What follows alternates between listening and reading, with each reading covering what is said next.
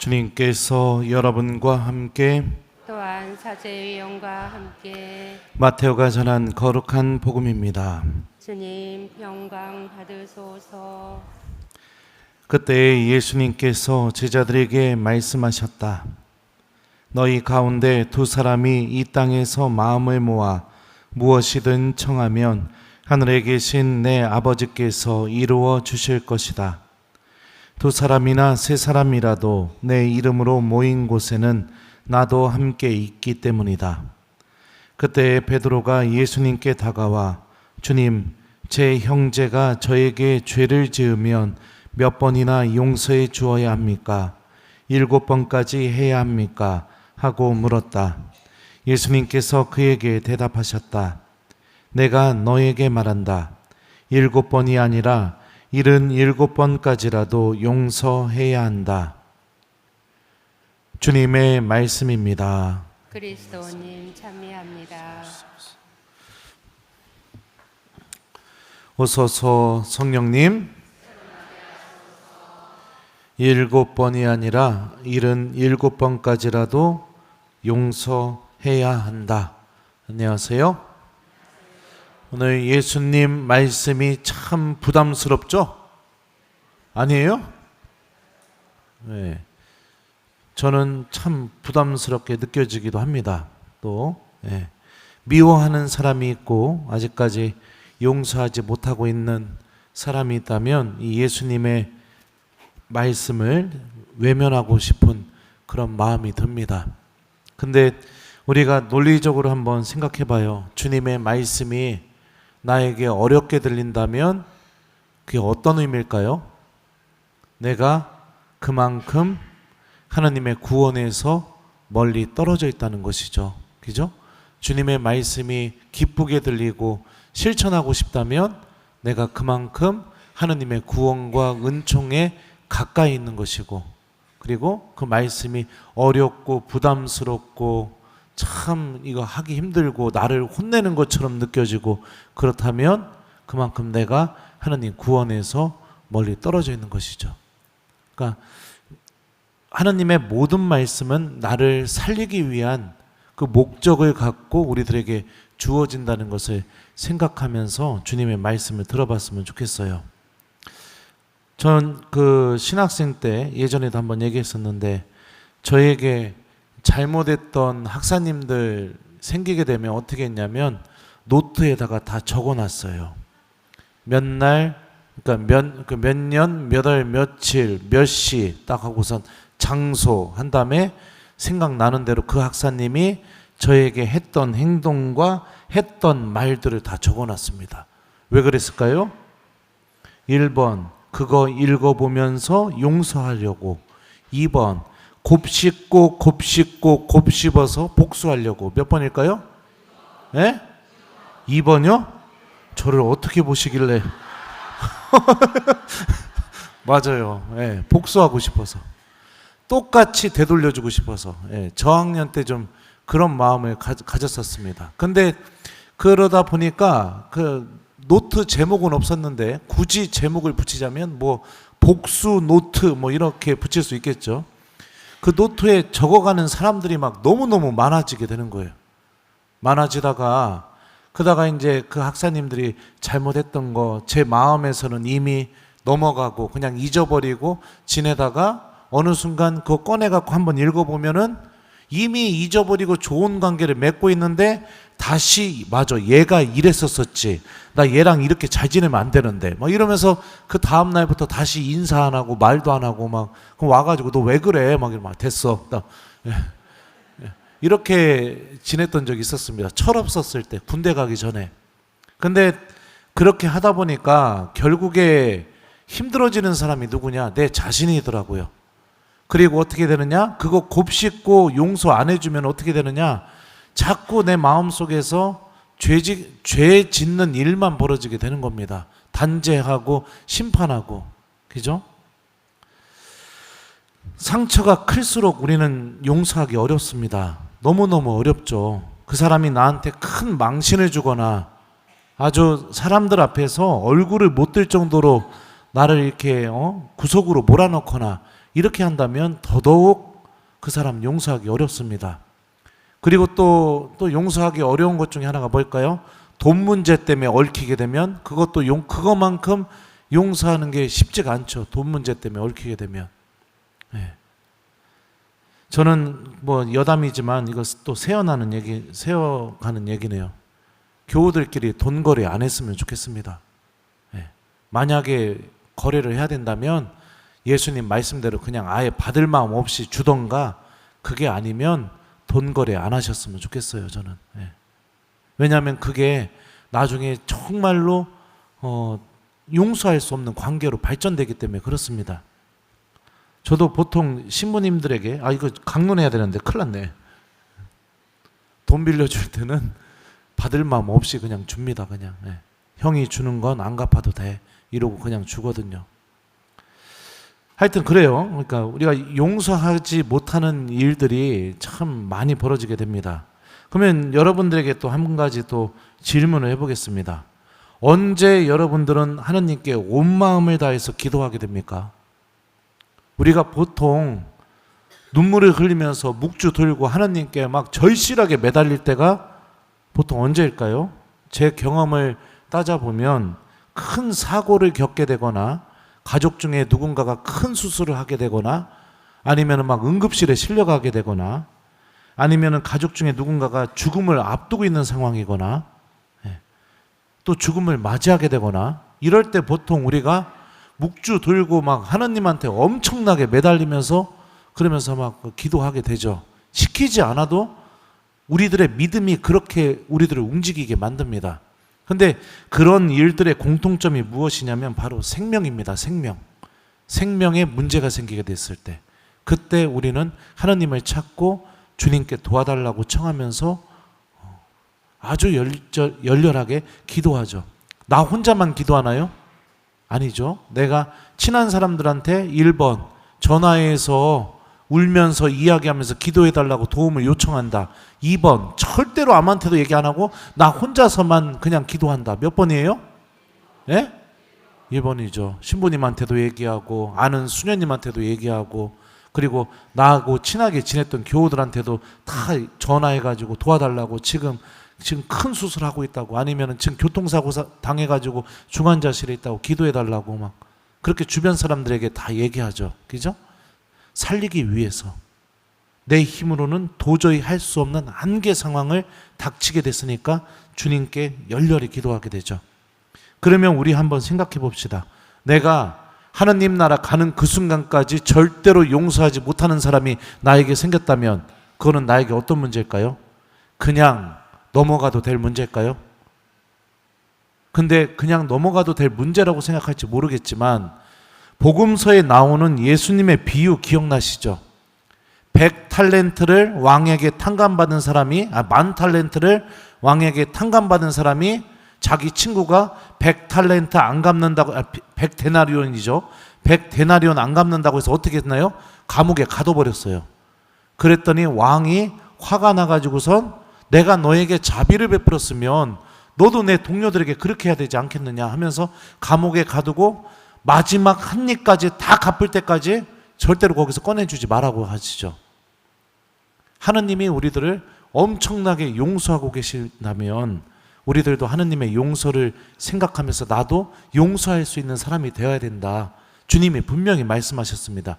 이게 내 안에서 이루어지지 않고 있다면 여러분들 이게 어떤 문제일까요? 내가 주님 앞에 가게 될 때까지 용서하지 못하는 사람이 있어서 하나님은 이미 나에게 10,000달란트나 되는 그 죄를 다 용서해 주시고 자비를 베풀어 주셨는데 나는 고작 100달란트, 1000달란트 그거 용서 못 해가지고선 내가 죽어서 하나님 앞에 갈 때 그 미움을 그대로 들고 가게 되면 그게 아무 문제가 안 되는 것일까요? 복음 말씀대로 의하면 그거 엄청난 문제인 겁니다. 엄청난 문제인 거죠. 세상은 우리들에게 가르쳐요. 어떻게 가르치느냐? 그냥 단절해버리라고. 인사하지 말고 그 사람이 있는데 가지 말고 말도 섞지 말고 그냥 피해 다니라고 그렇게 우리에게 가르칩니다. 그러면은 그게 순간은 마음이 편하죠.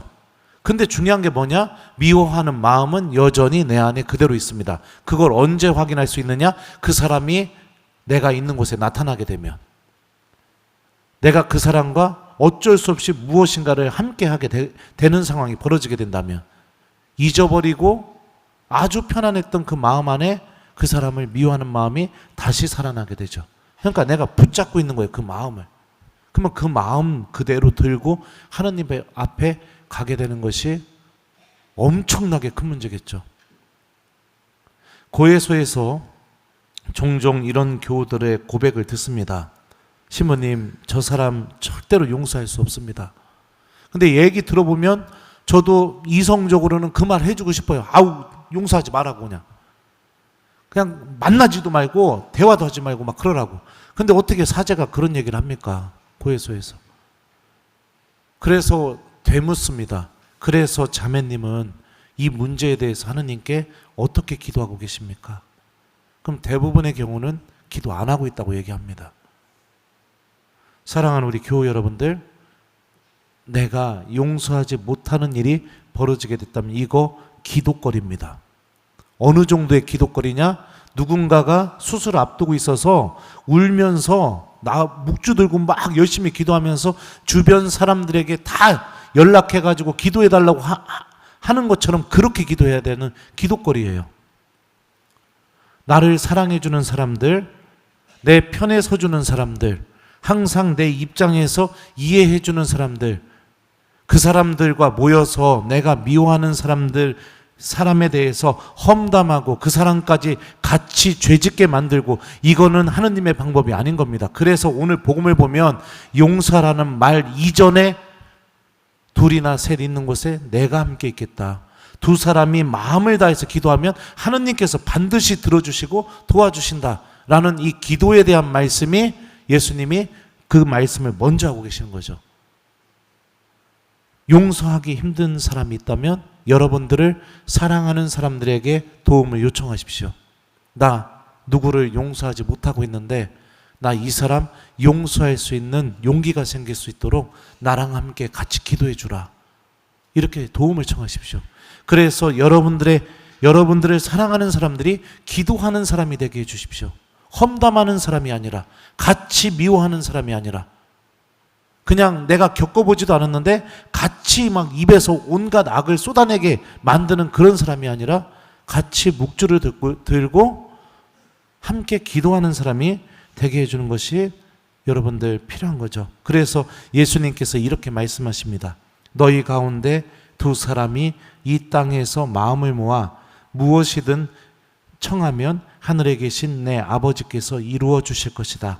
두 사람이나 세 사람이라도 내 이름으로 모인 곳에는 나도 함께 있기 때문이다. 이 말씀이 여러분들 안에서 이루어졌으면 좋겠습니다. 우리는 신앙인입니다. 하느님을 믿고 있는 사람들이고, 하느님께서 보여주신 이 구원의 길이 우리에게 생명을 준다고 믿고 있는 사람들이에요. 주님께서 예수님을 통해서 보여주신 그 구원의 길의 핵심이 무엇입니까? 마태오복음은 처음부터 예수님께서 우리에게 구세주로 오신 이유가 뭐냐면, 그분께서는 당신 백성을 죄에서 구원하실 것이다. 용서해 주기 위해서 오신 거예요. 용서한다는 것은 내가 하느님 편에 선다는 것을 의미합니다. 우리는 용서를 통해서 하느님의 마음을 배워나가고, 용서를 통해서 하느님의 사랑과 자비를 체험하게 됩니다. 지금 이 순간에는 그 사람이 나에게 저지른 그 모욕, 그 상처, 그 아픔이 나를 용서하지 못하게 만들고 자꾸만 힘들게 만들겠지만, 그럼에도 불구하고 우리는 주님을 믿고 있기에 하느님께 도움 청하면서, 주님, 제 힘으로는 불가능하니 당신의 은총으로 이 일이 가능하게 해주십시오 라고 청하면서 기도할 수 있는 사람들인 것이죠. 주변 사람들에게도 함께 도움을 요청하면서 기도하는 것이 필요합니다. 누군가가 나와 함께 기도해 준다는 거, 이것은 엄청난 힘을 지니고 있습니다. 여러분들 기억하실지 모르겠지만, 제가 중요한 강의를 하러 가거나 강의 뒤에 안수를 하게 되게 되면 미사가 끝날 때 항상 여러분들에게 기도를 요청합니다. 성모성 한 번만 해달라고. 그죠?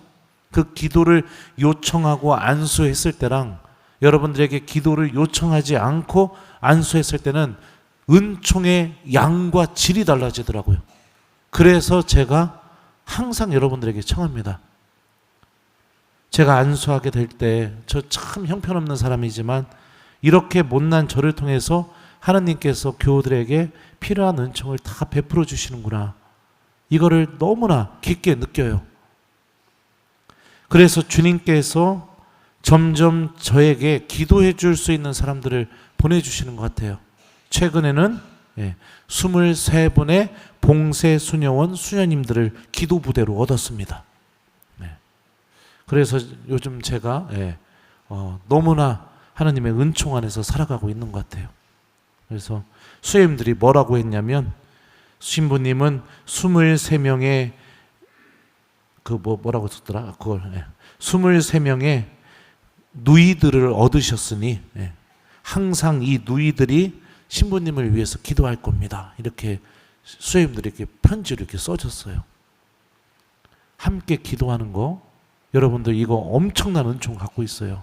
그러니까 용서할 수 없으면 기도해 달라고 청하세요. 나 미워하는 사람 있는데 용서할 수 있게 같이 기도해 주라.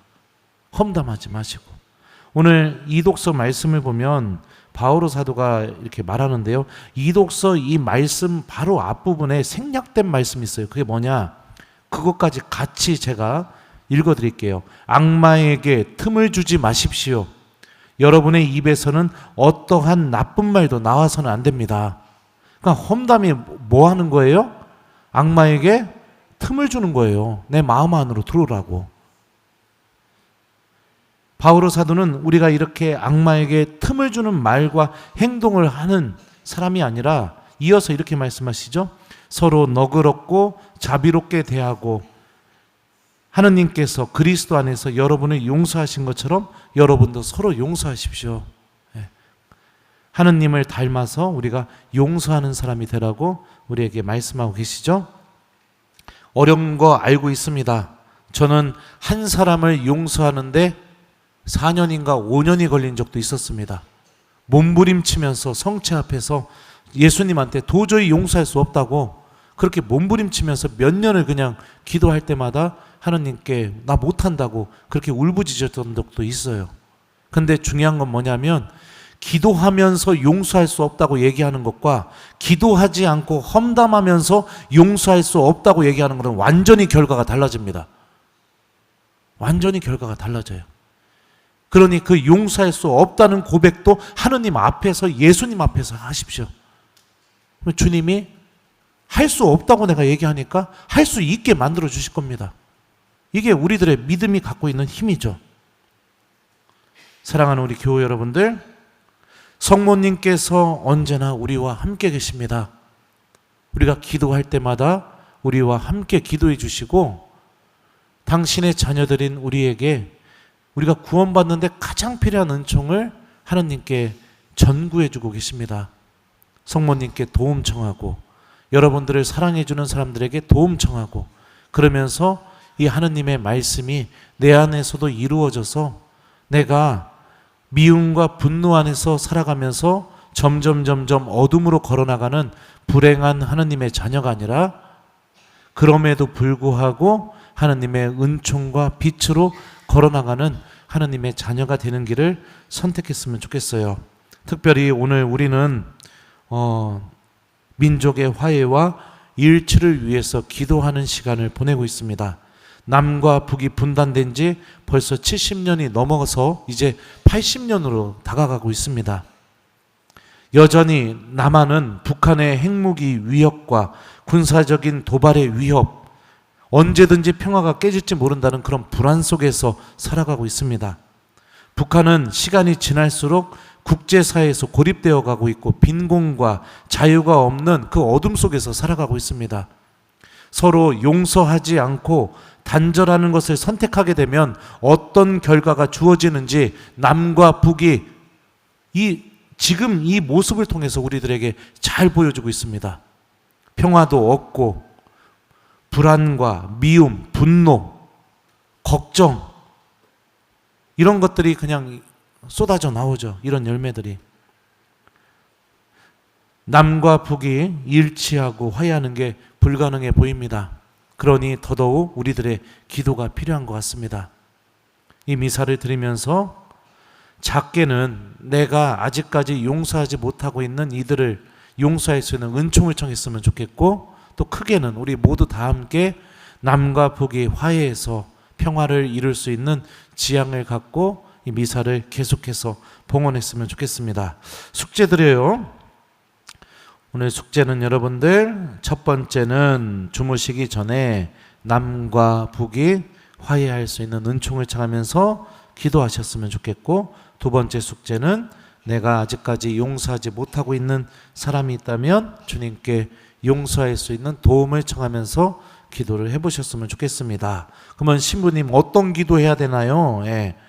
쉬운 거 줘야 여러분들이 다 하겠죠? 주님의 기도 한 번. 주님의 기도 한 번 바치면서 이 두 가지 지향 가지고 하느님께 우리 도움 청해봤으면 좋겠어요. 아셨죠?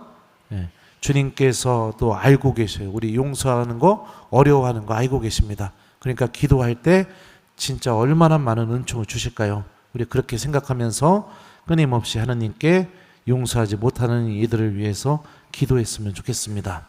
내가 너에게 말한다. 7번이 아니라 77번까지라도 용서해야 한다. 아멘.